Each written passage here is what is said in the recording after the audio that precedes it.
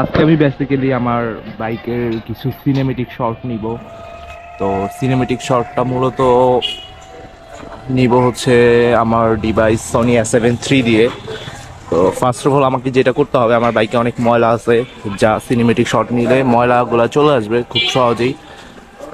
That's why আমাকে আগে আমার বাইকের যেই ময়লাগুলো আছে, ডাস্টগুলো ক্লিন করতে হবে। একটু এদিকে আসো। আজকে ভাবতেছি আমার বাইকের একটা সিনেমেটিক শট নিব, বুঝছো? তো আমার বাইকটাকে ক্লিন করা লাগবে, একটু পানি মেরা দাও।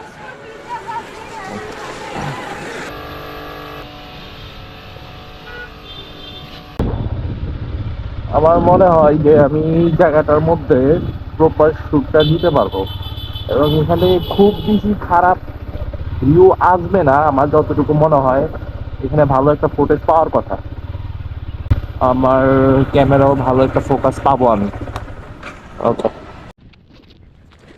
ডিভাইস আমার কাছে ডিভাইস হিসেবে আছে সনি A7 III।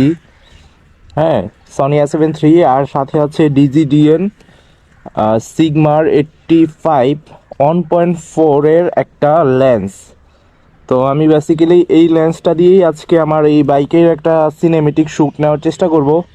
আর দেখবো এখানে রেজাল্ট কেমন আসতেছে, বা এই সনিতে রেজাল্ট কেমন পাচ্ছি আমি আমি আপনাদের করে দেখাবো।